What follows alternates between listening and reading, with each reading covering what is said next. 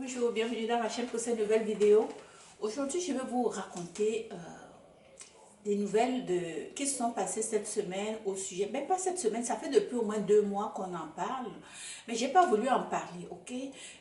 Mais comme elle est sortie aujourd'hui, la princesse d'Angleterre, hein, la femme de William, Kate Middleton, euh, je me suis dit, ben, comme elle est sortie en parler, je vais faire une vidéo dessus.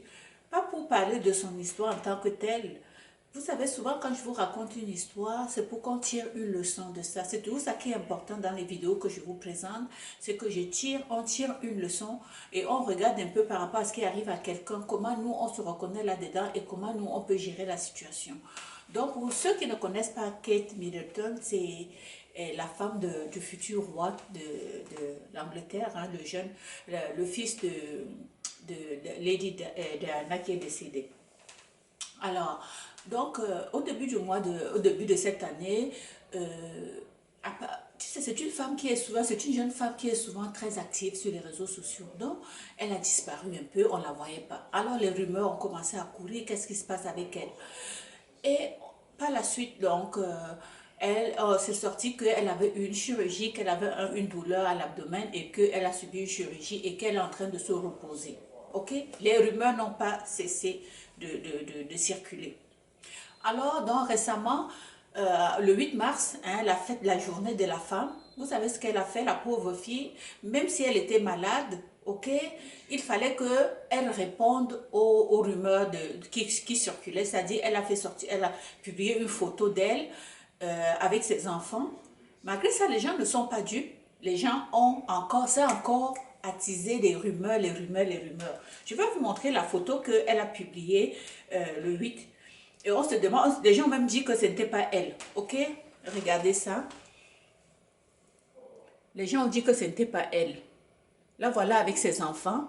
Les gens ont dit que si quelqu'un a subi vraiment une chirurgie de l'abdomen, comment se fait-il qu'elle peut déjà porter un pantalon en si peu de temps? Ok? Et les femmes qui ont déjà eu des chirurgies sont sorties et on dit, mais non, c'est pas elle. Je vais voir si vous regardez, si vous voyez vraiment l'image. Des gens ont dit, mais non, c'est pas possible, ça peut pas être elle, c'est pas possible, elle n'a pas fait une chirurgie, ce n'est pas elle, si elle a fait la chirurgie, elle ne peut pas être comme ça. Regardez son pantalon qui est serré. Alors, c'est ce que les gens ont dit.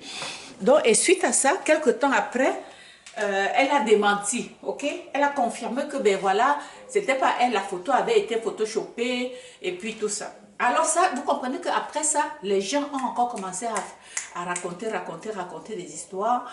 Et puis, voilà, aujourd'hui, elle est sortie. Et elle a fait un communiqué. Et elle a dit la vérité. Le communiqué, c'est quoi? C'est que au mois de janvier, elle avait des douleurs à l'abdomen. Elle est partie voir son médecin et il a fallu qu'elle soit opérée d'urgence. Suite à cette opération, donc, ils ont fait le prélèvement et il s'est avéré donc que c'est un cancer. Ils n'ont pas précisé quel type de cancer elle a. Toujours dit que donc, après avoir donc confirmé qu'elle avait un cancer, les médecins lui ont dit il faut commencer tout de suite ta chimiothérapie. Ce qui fait on ne la voit pas, hein, c'est parce qu'elle est en traitement. Et c'est un traitement qui est très difficile à supporter. Hein. Il y a beaucoup d'effets secondaires, tu es fatigué, on te donne des traitements de chimio, donc ça va complètement changer tout le sang dans toi, ce qui fait que tu perds tes cheveux, tu as des nausées, tu es tout le temps fatigué. C'est très intense comme traitement. Alors, donc, elle a dit aux gens, donc, elle a expliqué aux gens ce qu'elle a et elle a dit aux gens, j'aimerais que vous me laissez vraiment prendre ce temps de tranquillité pour pouvoir prendre soin de moi et puis respecter mon intimité. Et ça m'amène donc à nous, êtres humains. Nous, êtres humains. Souvent, il y a des gens, quand ils sont malades, ils vont prendre le téléphone pour aviser le monde entier, pour appeler tous les gens qu'elles connaissent, même les gens qui ne te parlent même pas souvent. Tu appelles, tu dis, ah, est-ce que tu sais que je suis malade, alors que vous ne vous parlez même pas. Moi, je me demande toujours, quand vous appelez les gens avec qui vous n'avez même pas un lien aussi serré, quand vous appelez ces gens-là pour les informer de votre maladie, qu'est-ce que vous attendez de ces gens-là? Sachez que quand vous êtes malade et que vous allez même, vous voulez que les gens sachent que vous avez quelque chose, il y a des mauvais esprits parmi ces gens-là. Il y a des gens qui faisaient semblant d'être bien avec toi. Quand ils savent que tu es très malade, ils vont plutôt aller faire des trucs, avoir un mauvais esprit, te jeter de mauvais sorts pour que ta maladie ne guérisse pas. Ok? Donc, tout ça pour vous dire que quand on est malade, c'est très important et c'est normal de décider de garder ta maladie pour toi. Tu n'as pas besoin. Et la maladie ne choisit pas. Hein? Voilà la princesse, hein, qui a tout pour elle, qui a une vie saine. Voilà, la maladie ne choisit pas. La maladie, que tu sois riche, que tu sois pauvre, quand c'est ton tour, c'est ton tour. Ok? Alors, et que la femme dise qu'elle est en train de cacher, pourquoi elle cache, pourquoi elle n'a pas dit plus tôt. Si elle n'était pas une personnalité publique, elle n'était pas obligée de sortir dire. Moi, je fais partie des gens qui considèrent que le diagnostic, c'est privé. Un diagnostic, c'est privé. Moi, personnellement, si je suis malade, je n'aimerais pas que le monde entier sache. Ça m'appartient.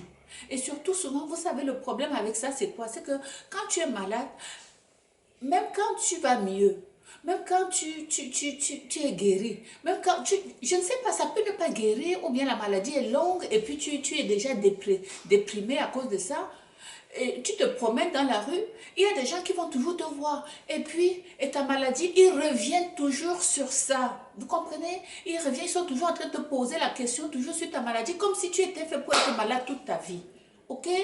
Hein? Parce que quelqu'un va apprendre que tu étais malade, ça fait 1 an, tu la vois après 1 an ou 2 ans. Elle revient encore te dire, oui, j'avais appris même que tu étais très malade. Mais ça fait 2 ans. Tu me vois devant toi, pourquoi tu reviens sur la maladie? Je ne veux plus savoir ça, moi. C'est passé, c'est passé. Je veux juste passer à autre chose.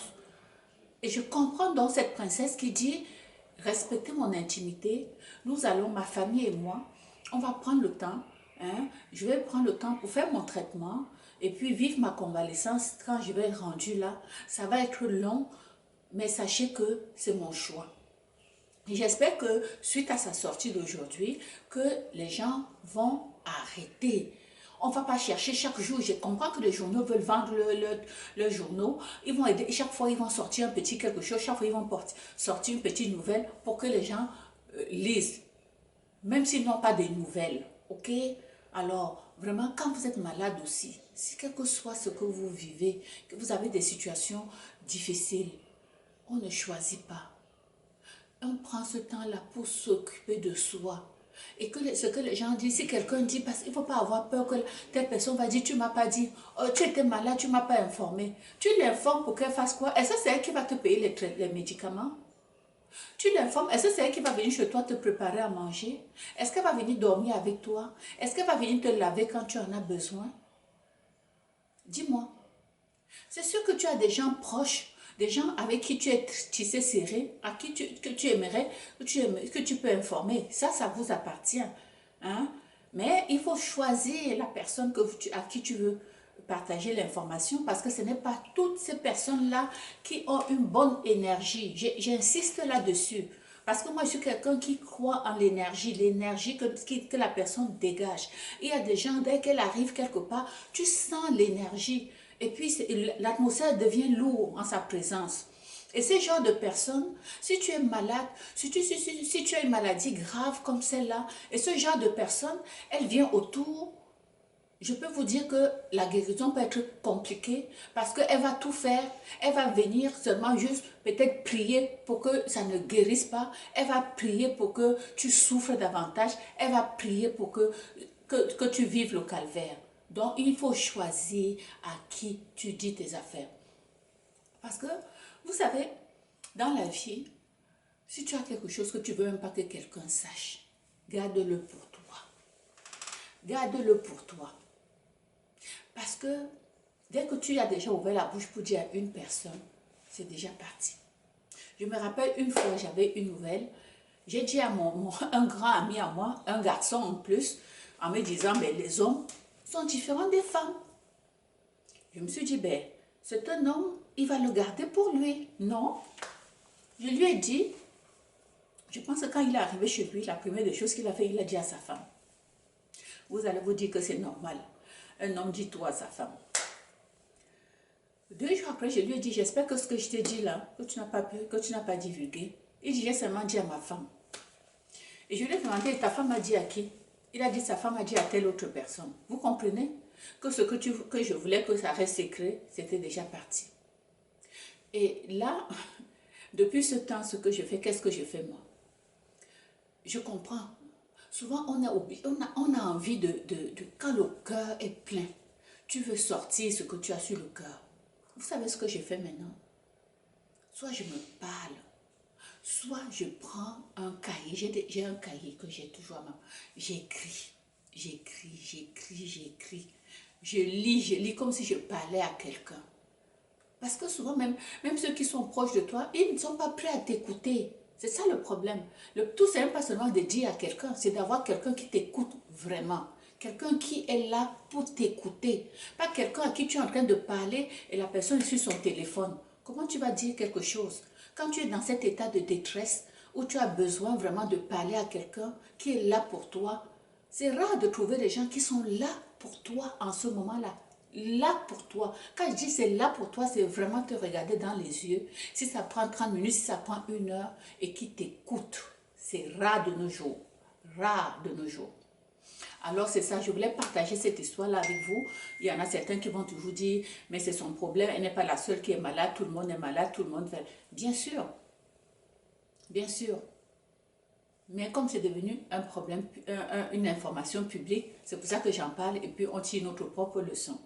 Alors, si vous avez des commentaires à faire, si vous avez vécu des situations, si vous-même vous avez été malade ou bien quelqu'un qui avait un mauvais esprit est passé autour et puis votre maladie s'est aggravée ou bien partagez-moi votre expérience et puis on va continuer le débat dans la section commentaires. Ok?